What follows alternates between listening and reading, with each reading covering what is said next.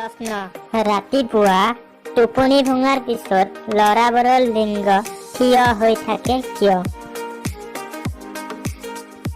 কাৰণ ৰাতিপুৱা 5 বজাৰ পিছত ল'ৰাবিলাকৰ শৰীৰত টেষ্টষ্টেৰন হৰমনৰ পৰিমাণ বাঢ়ি থাকে। এই হৰমনৰ বাবে ল'ৰাবোৰৰ লিংগ ৰাতিপুৱা উঠি থাকে।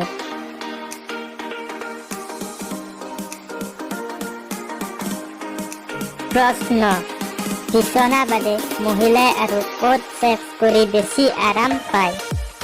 উত্তৰ বিছনা বাদে মহিলাই চফাত ছেক্স কৰি বেছি আৰাম পায়।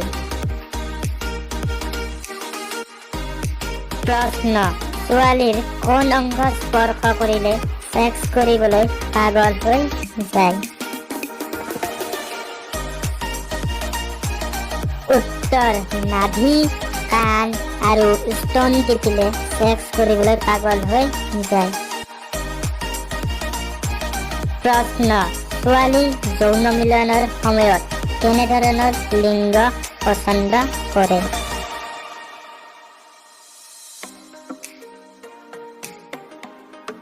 উত্তৰ ছেক্স কৰাৰ সময়ত ছোৱালীয়ে সাধাৰণতে ডাঙৰ লিংগ পছন্দ কৰে কাৰণ সৰু লিংগ হ'লে ছোৱালীবিলাকে তৃপ্তি নাপায়।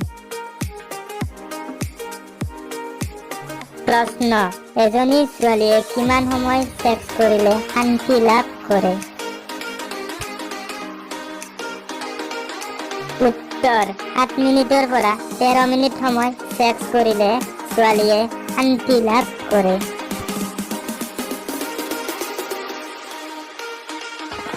প্ৰশ্ন এজন পুৰুষে কিমান বয়সলৈ মহিলা এগৰাকী গৰ্ভৱতী কৰিব পাৰে? উত্তৰ প্ৰায় 80 বছৰ বয়স পৰ্যন্ত। প্ৰশ্ন এগৰাকী মহিলাই কিমান বয়সলৈ ছেক্স কৰিবলৈ আগ্ৰহী হৈ থাকে? উত্তৰ 50ৰ পৰা 55 বছৰ বয়সলৈ। প্ৰশ্ন ল'ৰাবোৰৰ বীৰ্যৰ সোৱাদ কেনেকুৱা?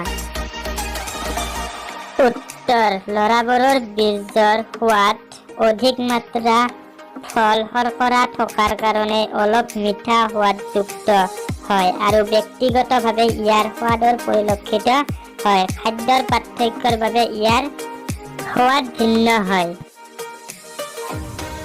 প্ৰশ্ন ছেক্স কৰাৰ সময়ত ছোৱালীৰ কোন 3টা অংগ ডাঙৰ হৈ যায়?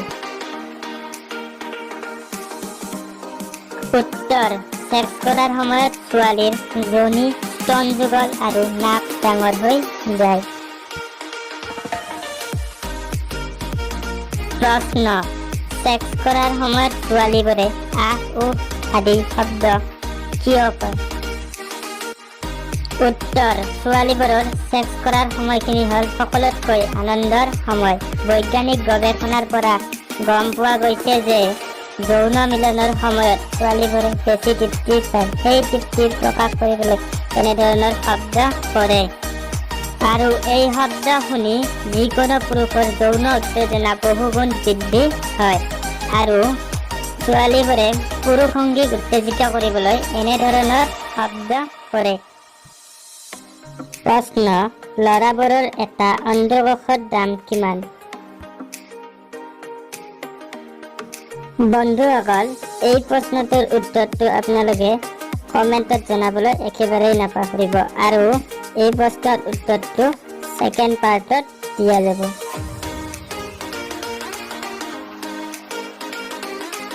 তো বন্ধুসকল আজিলৈ ইমানেই। যদি ভিডিঅ'টো ভাল লাগিল লাইক কৰিব, কমেণ্ট কৰিব আৰু শ্বেয়াৰ কৰিবলৈ একেবাৰেই নাপাহৰিব আৰু এনেধৰণৰ ভিডিঅ'সমূহ পাবলৈ চেনেলটো ছাবস্ক্ৰাইব কৰক আৰু কাষতে থকা নটিফিকেশ্যন বেলটো দবাই দিয়ক।